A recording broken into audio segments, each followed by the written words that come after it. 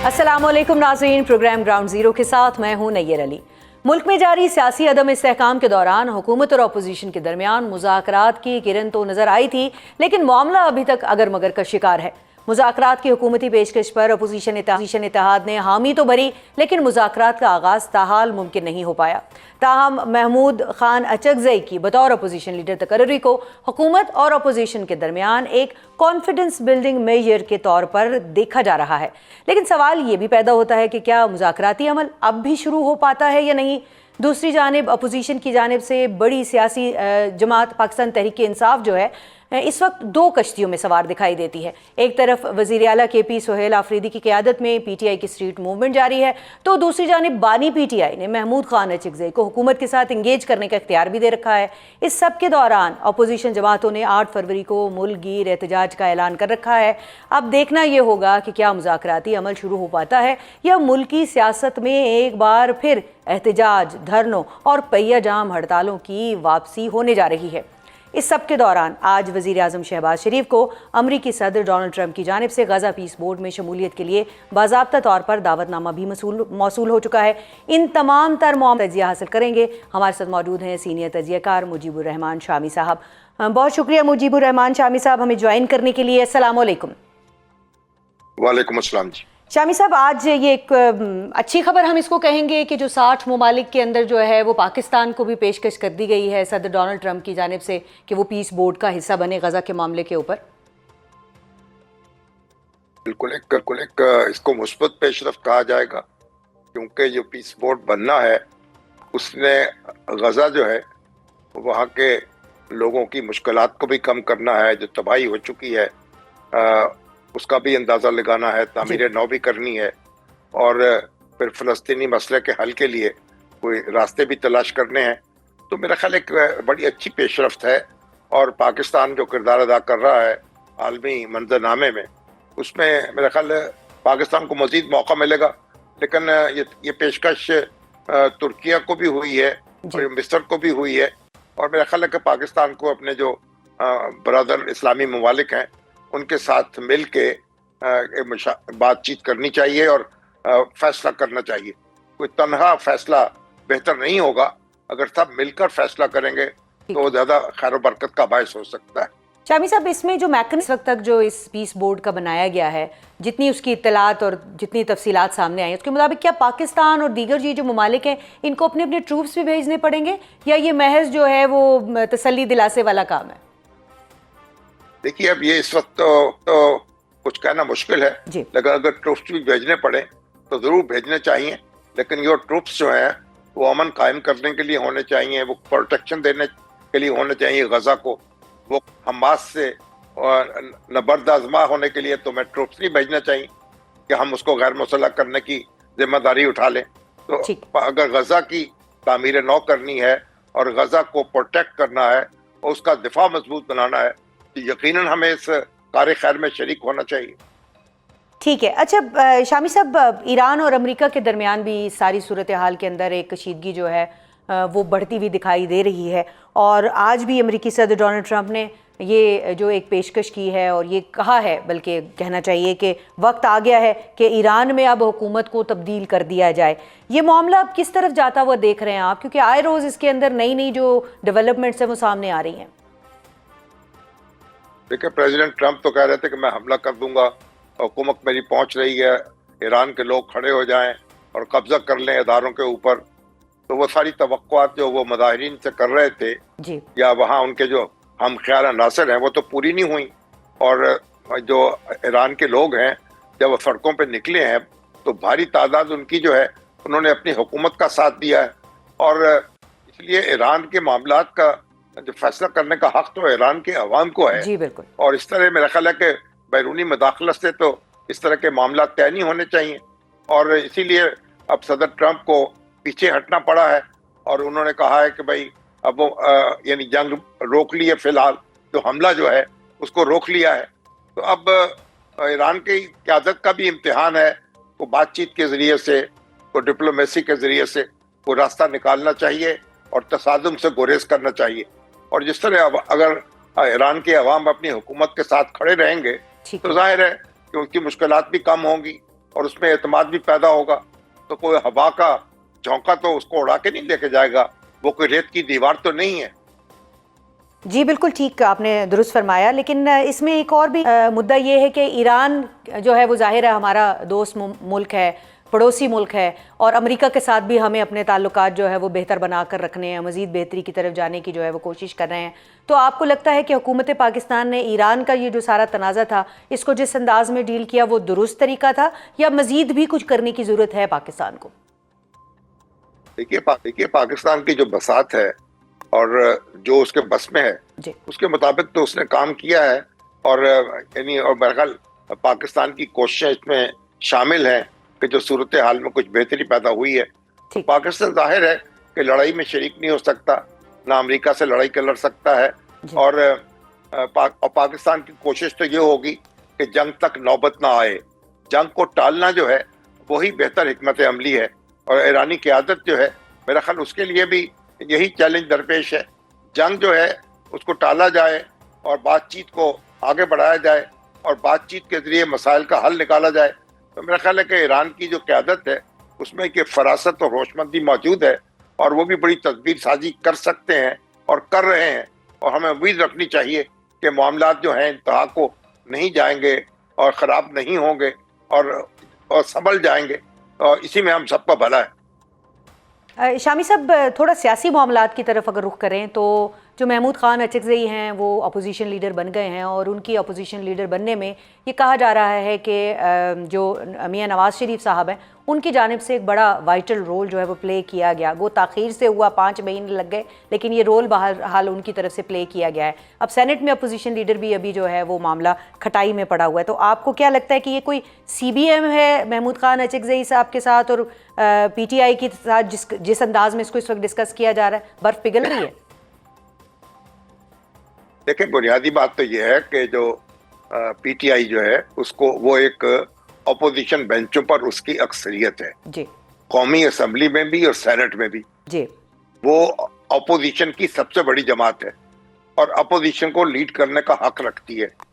तो ये जो अगर महमूद खान अचकज़ई जो हैं उनको लीडर ऑफ द अपोजिशन मान लिया गया है जी, तो कोई PTI के ऊपर एहसान नहीं किया गया, कोई उनको फेवर दी गई है। ये तो उनका हक है जो उनको मिल जाएगा, और अगर हक रोका, जब आप उसको हादसे में रुकावटें खड़ी कर रहे थे और ये हिज़्ब इख्तिलाफ की जो क़यादत है उसको तस्लीम नहीं कर रहे थे, तो निज़ाम जो था उसमें मुश्किलात बढ़ रही थी जी। और अचकज़ई साहब जो हैं वो इमरान खान साहब का इंतखाब है, तो नवाज शरीफ साहब ने उनको मुंतखब नहीं किया। अगर नवाज शरीफ साहब ने मशवरा दिया है अपनी पार्टी को कि उनको इसमें बेजा जिद नहीं करनी चाहिए, तो बड़ी अच्छी बात है, उनको ये बात करनी चाहिए थी, और अक्लमंदी का तकाजा भी यही है।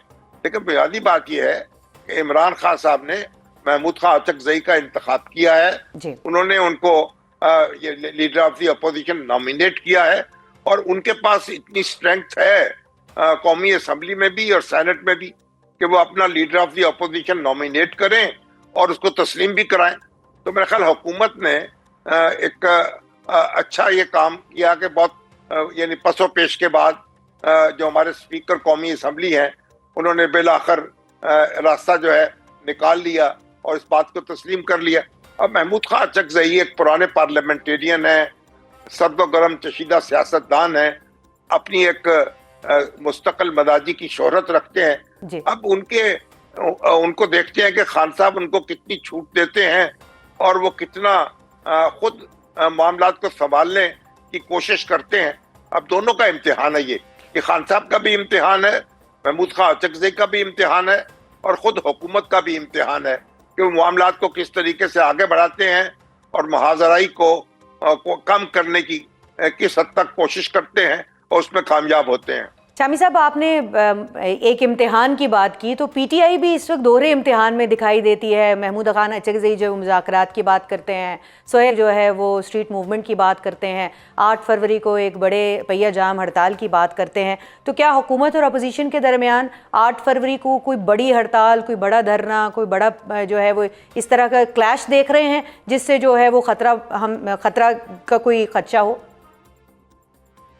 देखिए, फिलहाल तो गुब्बारा तसादुम नजर नहीं आ रहा जी, और ऐसा नहीं है कि कोई एहतजाज जो है वो तूफान की सूरत इख्तियार कर लेगा और हर चीज को बहा कर ले जाएगा। तो अभी तो कोई ऐसी सूरत नहीं है, लेकिन सियासत में तो आपको पता है हालात बदलते कोई देर भी नहीं लगती। जी बिल्कुल। तो हो सकता है कि कोई कहीं ना कहीं कोई तलखी पैदा हो जाए और कोई मामला जो है वो काबू से बाहर होने की कोशिश करें, लेकिन इस वक्त जो आसार हैं वो ऐसे नहीं है। देखिए, एहतजाज अगर कामयाब होता है और हुकूमत को रिच करता है तो फिर तो मतलब यह है कि जो मुज़ाकरात में अपोजिशन की पोजीशन मजबूत होती है। लेकिन अगर ये एहतजाज जो है वो फुसफुसा हो और वो मतलूबा नताइज जो अपोजिशन की तवक्कुआत हैं वो हासिल ना हो सके तो फिर उसकी बार्गेनिंग पोजीशन कमजोर होती है। अब अपोजिशन ने खुद फैसला किया है ये रिस्क लेने का, अब उसको रिस्क देखें अब उसका क्या नतीजा निकलता है। बज़ाहिर तो लगता यह है कि जो एहतजाज की सियासत है गुज़श्ता 2 साल में भी उसने कुछ नहीं दिया अपोजिशन को, और आइंदा भी उससे ज्यादा तवक्कुआत नहीं लगानी चाहिए। बातचीत पर जोर देना चाहिए और मामलात को ठंडे दिल से तय करने की कोशिश करनी चाहिए। मेरा ख्याल है कि ये ज्यादा बेहतर रास्ता होगा। लेकिन बहरहाल अपोजिशन को हक हासिल है कि अपनी हिकमत अमली तय करे और उसके नताइज जो हैं वो भी खुद उसी को भुगतने हैं। बहुत बहुत शुक्रिया शामी साहब आपका। मुजीबुर रहमान शामी साहब हमारे साथ मौजूद थे और उनका तज्जिया भी यही कहता है कि मुज़ाकरात के साथ जो है उस तरफ जाना चाहिए, ये बेहतरीन रास्ता है। लेकिन अगर पीटीआई जो है वो एहतजाज करना चाहती है, कोई बड़ा एहतजाज उनके ख्याल में वो नहीं कर पाएंगे, लेकिन वो करना चाहती है तो उनका हक है और इस हक को जो है इससे हुकूमत को नहीं रोकना चाहिए। कराची के गुल प्लाजे में आतिशज़दगी का अफसोसनाक वाक़या पेश आया है जिसमें 6 अफराद जहाँ बहक 20 ज़ख्मी और 60 लापता हुए हैं, जबकि 1200 दुकानें जो हैं उनके मुतासर होने की इत्तलात भी सामने आई हैं। रेस्क्यू ऑपरेशन गुज़श्ता रात से जारी है। दिन भर इंतज़ामिया भी हमें मुतहरिक नज़र आई। वज़ीर आला सिंध मुराद अली शाह ने भी वहाँ का दौरा किया है। दौरे के दौरान उन्होंने ताजरों को उनके नुकसान का अजाला करने की यकीन दहानी भी कराई है। मज़ीद क्या कहा है उन्होंने, सुनिएगा। बहुत अफसोसनाक वाक़या है। 2 चीज़ें तो अभी भी इस वक्त भी हम ज़्यादा कोशिश तो ये कि अल्लाह करे कोई जो 58 या 60 के ऊपर जो कह रहे हैं लोग लापता हैं उनमें से अल्लाह करे कि कोई जान की तो कोई कॉम्पनसेशन है, लेकिन हमारी हद्दुल इम्कान कोशिश होगी कि जो छोटे ताजिर जिनका यहाँ नुकसान हुआ है वो हम एक ट्रांसपेरेंट तरीके से, जैसे हमने पहले मोल्टन मार्केट में और टिम्बर मार्केट में किया था, कोशिश यही होगी कि ट्रांसपेरेंट तरीके से उनके नुकसान का अजाला किया जाए। नाज़रीन, कराची में आतिशज़दगी का ये कोई पहला वाक़या नहीं है। इससे पहले भी सैकड़ों ऐसे वाक़यात में आवाम की जानो माल को शदीद नुकसान हो चुका है। अगर हम माजी करीब पर नज़र डालें तो 23 जनवरी 2008 को साइट एरिया में पेंट बनाने वाली एक फैक्ट्री में आग लगने का वाक़या पेश आया। एक और वाक़या 20 मार्च 2008 को बोर्ड ऑफ रेवेन्यू की कदीम इमारत में पेश आया, जिससे अहम सरकारी और निजी रिकॉर्ड जलकर राख का ढेर बन गया। साल 2009 की अगर बात की जाए तो उसमें भी कराची में आतिशज़दगी के मुतादिद वाक़यात पेश आए जिनमें 52 अफराद जिंदा जल गए। 11 दिसंबर 2011 को गुलशन इकबाल में अचानक आग लगने से 50 से ज़ायद झुग्गियाँ जल गई थीं। 11 सितंबर 2012 को कपड़ों की फैक्ट्री में आग लगने से 290 लोग जान की बाजी हार गए थे। आतिशज़दगी के वाक़यात मुसलसल रिपोर्ट होते गए और साल 2023 में कराची में 2164 मकामात पर आतिशज़दगी के वाक़यात रूनुमा हुए। 2024 में 2328, जबकि 2025 के इब्तदाई 6 महीनों में 1200 से ज़ायद वाक़यात रिपोर्ट हुए थे। इंतज़ामिया की नाअहली कहें, हुकूमत की लापरवाही या इदारों की गफलत, कराची में हर साल आतिशज़दगी के बाइस कीमती जानों का नुकसान हो जाता है। सवाल यह है कि सिलसिला आखिर कब तक चलता रहे, वाक़यात रूनुमा होने की वजह क्या है और आखिर ऐसे वाक़यात पर काबू पाने में हुकूमत और इदारे मुसलसल नाकाम क्यों दिखाई दे रहे हैं। इस सब पर बात करेंगे। हमारे साथ मौजूद हैं चेयरमैन कराची इत्तेहाद अतीक मीर साहब, लेकिन उनसे पहले गुल प्लाजे की ताज़ा तरीन सूरत हाल जो है उसको जानने के लिए हम रुख करेंगे हमारे नुमाइंदा ख़ुसूसी वकास बाकिर की तरफ। अस्सलाम वालेकुम वकास बाकिर। वालेकुम अस्सलाम। वकास, गुज़श्ता 24 घंटे से आप स्पॉट पर मौजूद हैं और हम देख रहे हैं कि मुसलसल कवरेज भी कर रहे हैं, तो वहाँ पर इस वक्त जो ताज़ा तरीन सूरत हाल है वो क्या देख रहे हैं आप? इंतहाई अफसोसनाक वाक़या है। जी बिल्कुल, कराची की तारीख के एक और बदतरीन सानिया गुल प्लाजा में गुज़िश्ता शब करीबन 10 बजे के करीब रूनुमा हुआ, जब चंद दुकानों में आग लगी और फिर वो देखते ही देखते इंतजामी नकाइस और हुकूमती नकाइस की वजह से और दीगर अवामिल की वजह से अब पूरी मार्केट को लपेट में ले चुकी है। कराची का तारीखी गुल प्लाजा जो कि एम ए जिन्ना रोड की मसरूफ़ तरीन शाहराह पर है, शहर का ये डाउनटाउन एरिया कहलाता है। इस गुल प्लाजा में मजमूई तौर पर 1200 दुकानें हैं, जहां पर इसके अंदरूनी जो दाखिली और खारजी रास्ते हैं उनकी तादाद करीबन 40 से ज़ायद है। गुल प्लाजा के 3 अतराफ से जो मरकजी दाखिली रास्ते हैं वो 16 हैं। यानी इसमें आपको महल वकू इसलिए बताया कि जिससे अंदाज़ा लगाया जा सके कि अब 22 घंटे से ज़ायद का वक्त गुजर चुका है और इस आग पर काबू नहीं पाया जा सका है। आग पर वकास, ये बताइएगा कि आपने मोहल्ले वकू भी बताया है वकास, तो हमने ख़ुद भी जो गुल प्लाजे के अंदर के हालात देखे हुए हैं, तो छोटी छोटी वहाँ पर जो हैं वो दुकानें हैं, छोटे छोटे वहाँ पर जो है स्टॉल्स हैं, जिसके अंदर गरीब बंदा अपनी रोज़ी जो है वो कमाने के लिए वहाँ बैठा हुआ था। लेकिन असल में वजह क्या बनी है इस आग की, अभी तक इब्तदाई तौर पर कोई रिपोर्ट सामने आ सकी है? देखिए, इब्तिदाई रिपोर्ट का मरहला अभी चूंकि रेस्क्यू ऑपरेशन ही 22 घंटों में मुकम्मल नहीं हुआ है और फायर फाइटर जो मुसलसल 22 घंटों से काम कर रहे हैं वो अभी सिर्फ फ्रंट साइड से जो है वो आगे बढ़ सके हैं, अभी मार्केट के अंदर दाखिल होने की पोजीशन में नहीं है। इस वक्त 22 घंटों से यहाँ पर रेस्क्यू ऑपरेशन जारी है, जिसमें तमाम विफाकी और सूबाई इदारों के से जो फायर फाइटर्स हैं वो काम कर रहे हैं। मसला इस वक्त जो चैलेंज जो दरपेश है वो ये है कि यहाँ पर गुल प्लाजा में जो सामान की खरीदो फरोख्त जो यहाँ पर रखा हुआ था इन 1200 दुकानों में, वो उनमें ऐसा सामान था जिनमें परफ्यूम, कॉस्मेटिक, क्रॉकरी, प्लास्टिक के आइटम, बच्चों के खिलौने, लगेज का सामान जो कि आग फैलने का सबब बनते हैं। और यही वजह है कि मैं आपको अगर इस वक्त थोड़ा सा ताज़ा तरीन सूरत हाल दिखाऊं, इस वक्त भी यहाँ पर जहाँ स्नार्कल काम कर रही है, यहाँ से आप धुआं उठता देख सकते हैं, आग लगी हुई है, ये वो सूरत हाल। और ये सिर्फ एक हिस्सा है, इसके गली की जानिब दूसरा पार्ट है और फिर अगबी साइड तीसरा पार्ट है। ये इमारत अब मुकम्मल तौर पर मुनदिम होगी। इस वक्त इसके 3 हिस्से मुकम्मल तौर पर मेरा ख्याल है गुल प्लाजा की तो बात यह है कि अब तक के मुताबिक जी वकास, मेरा ख्याल ये है कि आप भी वहाँ हम वहाँ इकट्ठे रिपोर्ट करते रहे हैं, ये कोई पहला वाक़या नहीं है। गुल प्लाजा की अगर बात की जाए तो वहाँ पर हर साल छोटे बड़े वाक़यात इस तरह के पेश आते रहते हैं, लेकिन वहाँ पर जो एहतियाती तदाबीर इख्तियार करनी चाहिए जो ज़रूरी हैं वो जो है उस तरफ कोई ज़ोर नहीं देता, उसकी भी बदइंतज़ामी एक हम देखते रहे हैं। हमारे साथ इस वक्त अतीक मीर साहब भी हैं, आप हमारे साथ ही मौजूद रहिएगा वकास बाकर। हम अतीक मीर साहब को भी गुफ्तगू में शामिल करते हैं। अतीक मीर साहब चेयरमैन कराची ताजिर इत्तेहाद हैं। अस्सलाम वालेकुम अतीक साहब। वालेकुम अस्सलाम।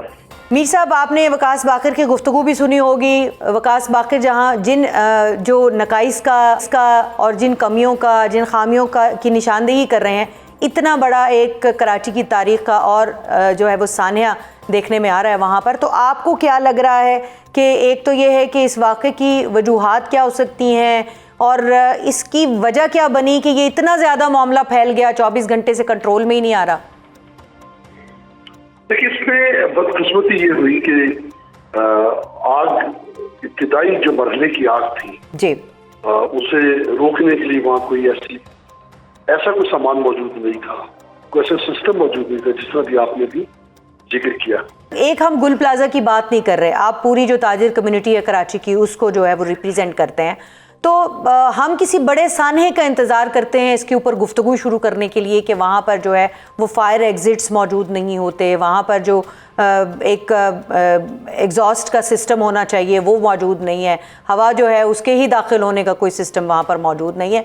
तो ये सारी जो मामलात हैं और जिस तरह की वहाँ पर वायरिंग्स की जाती हैं, शॉर्ट सर्किट के वाक़यात वहाँ जितने तवातुर के साथ कराची में पेश आते हैं, तो कोई रूल्स एंड रेगुलेशंस हैं भी या नहीं, या फॉलो नहीं किए जाते?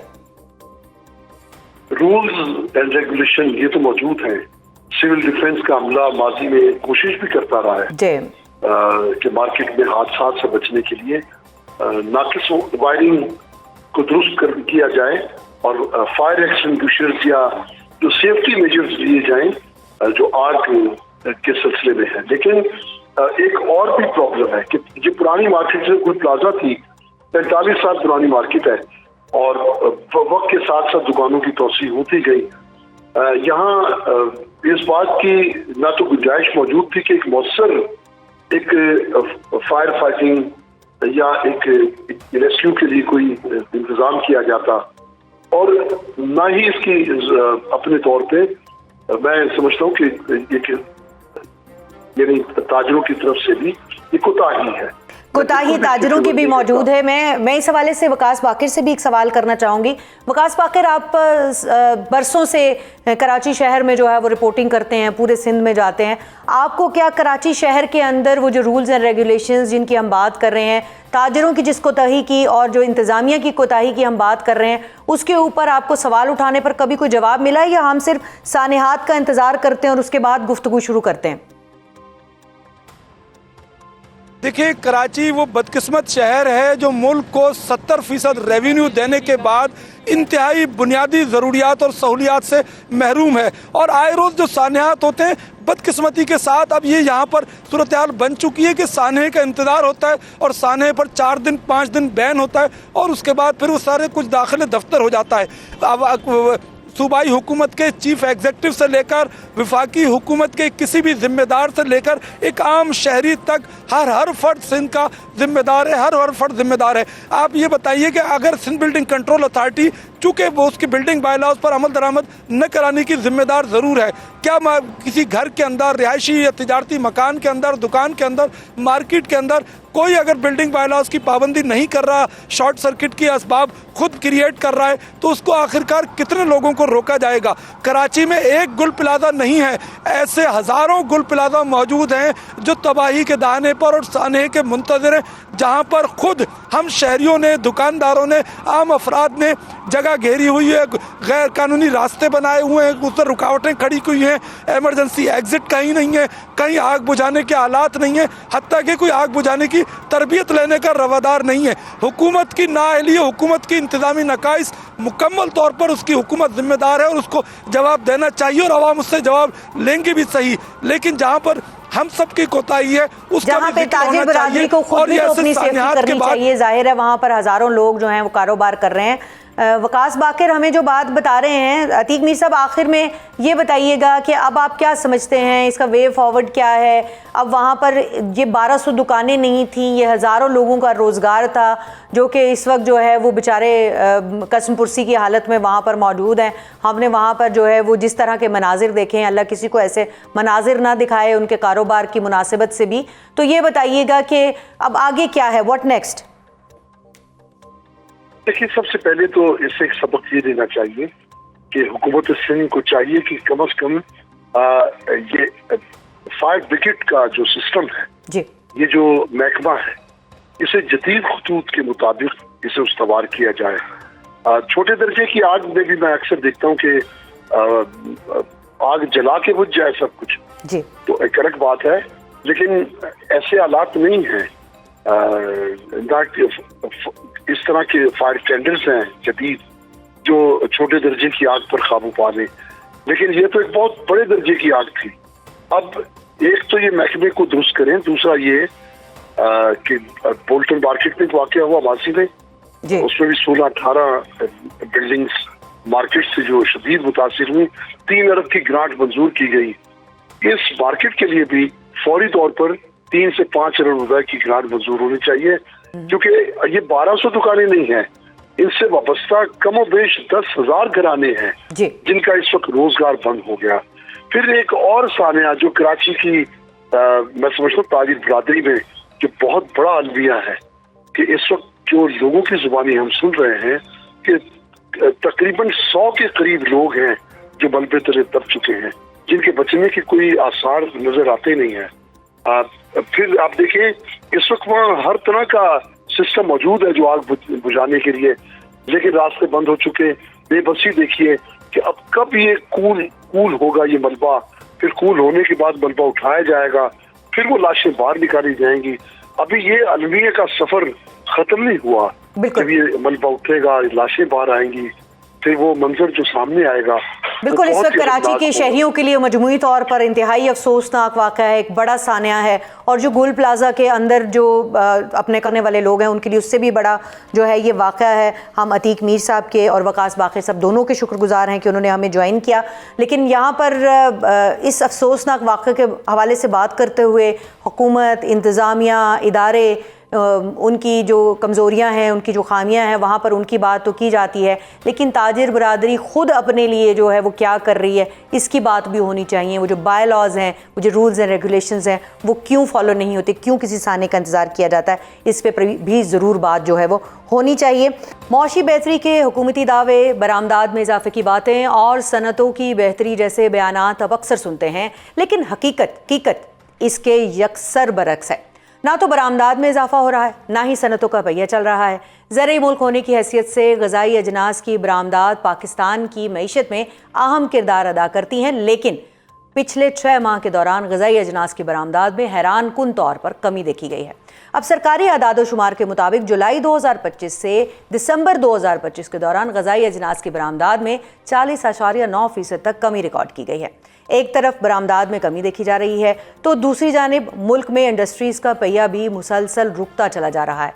साबिक वज़ीर सनत व तिजारत ने दावा किया है कि इंडस्ट्री कब्रिस्तान में तब्दील हो रही है। पिछले 2 वर्षों में 150 टेक्सटाइल यूनिट्स बंद हो गए हैं। क्या कहते हैं, आप भी सुनिए। 140 से 150 बड़े टेक्सटाइल यूनिट्स बंद हो गए हैं पिछले 1.5 से 2 सालों में, जो कि सबसे बड़े एम्प्लॉयमेंट जनरेटर थे।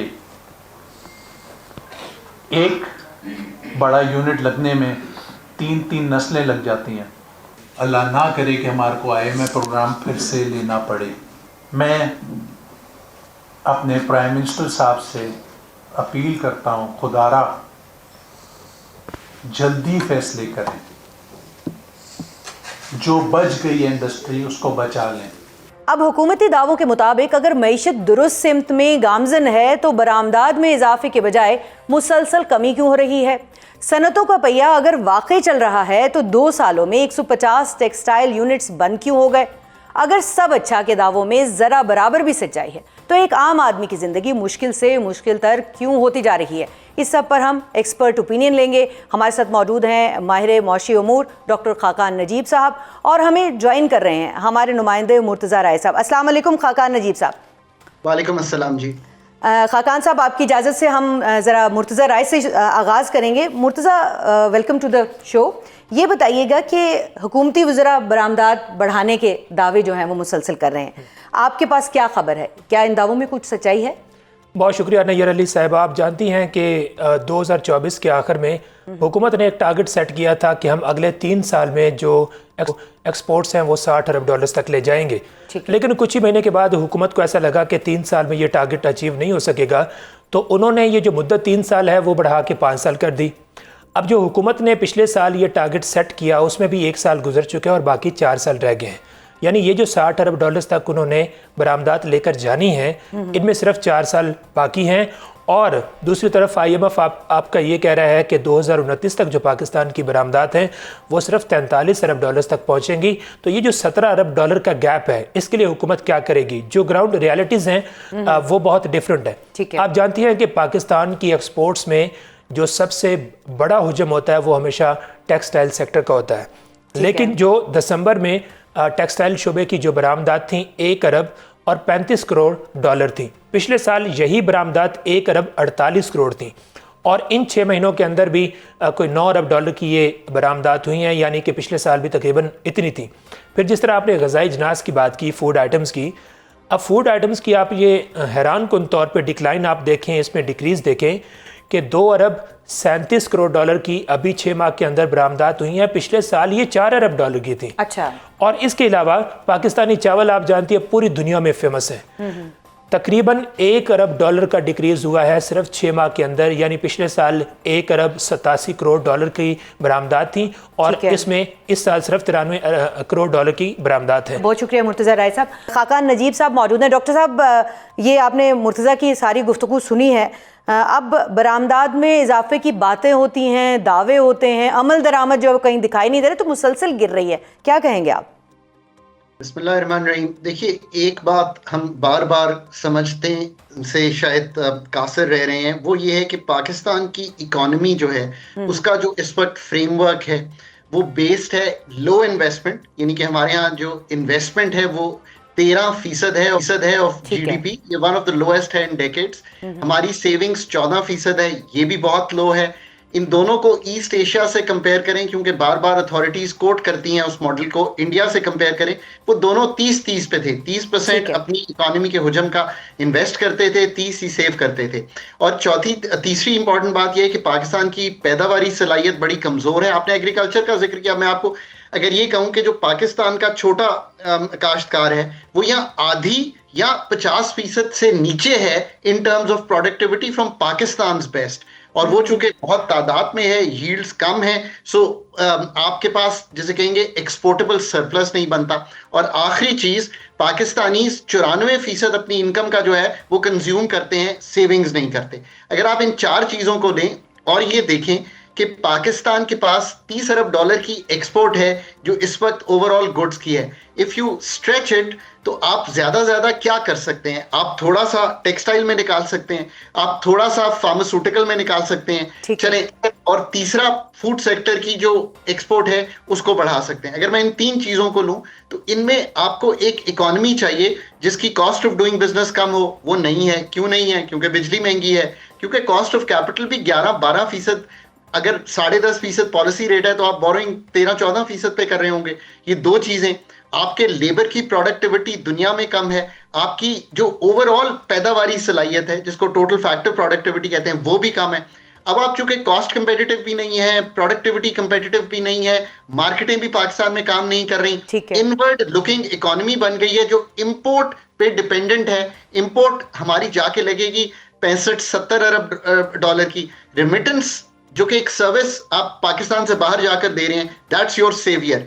ये है इकोनॉमी का जैसे कहेंगे, ये जो इकोनॉमी का आपने पूरा नक्शा खींचा है जो इस वक्त पाकिस्तान को सूरत हाल दरपेश है, लेकिन हुकूमत अगले 4 सालों में बरामदात को 60 अरब डॉलर तक ले जाने का हदफ रखती है। तो क्या ये जो इस वक्त मौशी सूरत हाल है जिसकी तरफ आप निशानदेही भी कर रहे हैं, इस सारी सूरत हाल में ऐसा कुछ मुमकिन है? देखिए, सबसे बड़ी बात तो यह है ना कि आपको capability with in the system build करनी पड़ेगी अगर आपने पाकिस्तान को डीरेगुलेट, लिबरलाइज और प्राइवेटाइज करना है। यही एक तरीका है ना प्राइवेट सेक्टर ग्रोथ का। 80% जो इस वक्त फाइनेंस आता है ना, 80% वो गवर्नमेंट के पास आता है। तो आप मुझे खुद बता दीजिए कि उस 20% में प्राइवेट सेक्टर ने कैसे एक्सपोर्ट्स को बढ़ाना है। मैं वो आदादो शुमार देखता हूं जो कि इस वक्त एक IMF की एंगेजमेंट्स हैं, उनके मुताबिक आपकी जो एक्सपोर्ट टू GDP है वो 10.4% से तब्दील नहीं हो रही। सो अगर कोई मुझे ये कह रहा हो तो उसको मुझे वो नंबर्स दिखाने पड़ेंगे कि कैसे आपकी जो एक्सपोर्ट है जिस लेवल पे आप बता रही हैं 60 अरब डॉलर पे जा रही है। बिकॉज जो इस वक्त के तखमीने हैं आर द फॉलोइंग, आप नोट कर सकती हैं। 2030 का जो तखमीना है इस वक्त IMF का, वो गुड्स की एक्सपोर्ट का 46 अरब डॉलर है और 82 अरब डॉलर इंपोर्ट, और ये एक बड़ा ट्रेड गैप जो है वो बनाती है। अगर इन दोनों फिगर्स को मैं लूं, यानी कि आपका जो ट्रेड गैप है वो चला जाता है तकरीबन 36 अरब डॉलर पे। गैप तो आपने बड़ा बता दिया, लेकिन इसके लिए स्टेप्स क्या लेने होंगे अगर इस हदफ तक पहुंचना है गवर्नमेंट ने? तो अगर कर लें कि आज हमने ये काम करना है तो फर्स्ट ऑफ ऑल तो आपको कैपेबिलिटी बिल्ड करनी पड़ेगी स्टेट में कि स्टेट ये सारे काम कर सके। जिसका मतलब क्या है, क्या काम करने हैं स्टेट ने ये काम करने हैं कि उन्होंने प्राइवेट सेक्टर को जगह फराहम करनी है। अब जगह फराहम करने के लिए आपने आसानियां कारोबार में पैदा करनी है। तो पहली सबसे आसानी ये कि आपका जो टैक्स रेट है वो इतना ऊपर चला गया है, आपका हाईएस्ट मैन्युफैक्चरिंग पे टैक्स रेट है 54%। कैपेबिलिटी स्टेट की है कि इस वक्त IMF का प्रोग्राम रीनिगोशिएट होना चाहिए। मैंने इस पे लिखा भी है, मैंने अगले दिन एक पॉलिसी डायलॉग था इस्लामाबाद में, वो भी एक्सप्लेन करने की कोशिश की है। जब तक आप फंड के साथ जाके अपने प्रोग्राम को रीनिगोशिएट नहीं करेंगे, उसके लिए you need really smart economists in the team जो कि सुपर टैक्स को, आपके ख्याल में जो अभी इकोनॉमिस्ट मौजूद हैं वो इतने स्मार्ट नहीं है? देखिए ना, अगर आप IMF की उस एंगेजमेंट को देखें और मैं उस पूरे प्रोग्राम को पढ़ूं, क्योंकि मैंने पाकिस्तान का 13-16 का प्रोग्राम रन किया है, which is the only programme जो पाकिस्तान ने कंप्लीट किया है, तो मुझे दिखाई दे रहा है कि high on taxes on electricity, high cost of doing business करने की गुंजाइश मिल नहीं रही है। एक्सपेंडिचर पे भी रिफॉर्म जो है वो मिनिमल है, और जो नॉन डिस्क्रेशनरी यानी कि क्या हमारी सब्सिडीज हैं, हमारी पावर सेक्टर पे हमने जो पैसे रखे हुए हैं, हम जो 17 अपने वो सब्जेक्ट जो कि फेडरल गवर्नमेंट के नहीं है उन पे पैसे खर्च करें जो कि सूबों को जा चुके हैं। अगर ये सारे काम नहीं कर रहे तो मैं यही कहूंगा ना कि आपके पास इंप्रूवमेंट की बहुत बड़ी गुंजाइश यकीनी तौर पर मौजूद इसके है। ऊपर डॉक्टर साहब बहुत बात हो रही है, लेकिन ये भी तो देखिए कि जो हमारा बिजनेस करने का तरीका है और जो ख़ास तौर पे बिजनेस कम्युनिटी जो है, जो हमारी ताजिर बरादरी जो है, उनको हमने ईज़ ऑफ बिजनेस इतना दिया है कि 2 सालों में 150 टेक्सटाइल यूनिट बंद हो गए हैं। हमारे जो बैनुल-अक़वामी इदारे यहाँ पर काम करने के लिए आए थे वो वापस चले गए हैं। तो इसमें कौन सी सक्सेस हमें दिखाई दे रही है, क्योंकि हुकूमत तो बड़े बड़े दावे कर रही है, सब अच्छा की रिपोर्ट है। तो जो हुकूमत या अथॉरिटीज कह रही हैं वो ये कह रही हैं कि मैक्रो स्टेबिलिटी आ गई है। जब भी आप इंगेज करते हैं ना IMF के साथ, तो macro stability is built into the system. उसका क्या मतलब है? इकोनॉमी को स्लो कर दें, 2.5-3.5% पे ले आए ताकि डिमांड टूट जाए। डिमांड टूटेगी तो इन्फ्लेशन टूट जाएगी, यानी कि अफरात ज़र। अगर चीजें कम बिक रही होंगी तो अफरात ज़र टूट जाएगी। इसी तरह अगर आप इतना हाई टैक्सेशन का बोझ डालें तो आप अपना मालियाती खसारा बेहतर कर लेंगे। That is exactly what authorities are saying. This is by the book an economy behaving as it is with the IMF। पर इसका कतई तौर पे ये मतलब नहीं है कि बिजली के निज़ाम की दुरुस्तगी हो गई है। अभी आप नेपरा के फिगर्स देख लें, बाकी तो छोड़ दें इन चीज़ों को, तो आपको एहसास होगा कि जो परफॉर्मेंस 2025 की है according to NEPRA is weaker than the performance 2024। So इसका मतलब ये है कि ये जो हाई कैलिबर, मैं बार बार कहता हूं, प्राइवेट सेक्टर की को खुद अपनी पैदावारी सलाहियत को भी ठीक करना है, खुद R&D करना है, हुकूमत को वो एम्बियंस बनानी है। अब अगर ठीक है, यानी हुकूमत को वो माहौल प्रोवाइड करना है जिसमें जो जितने जो निजी इदारे हैं, जो बिजनेस करने वाला शख्स है, वो अपने मामलात को बेहतर बना सके। डॉक्टर साहब आपका बहुत बहुत शुक्रिया। डॉक्टर खाकान नजीब जो हैं साथ ये भी कह रहे थे कि जो IMF का प्रोग्राम है उसको रीनेगोशिएट करना बहुत ज़्यादा ज़रूरी है अगर जो है वो हुकूमत चाहती है कि मामलात को जो है मज़ीद बेहतरी की तरफ लेकर जाएँ। इस वक्त प्रोग्राम का वक्त ख़त्म हो ही चाहता है। इजाज़त दीजिएगा, अल्लाह हाफ़िज़।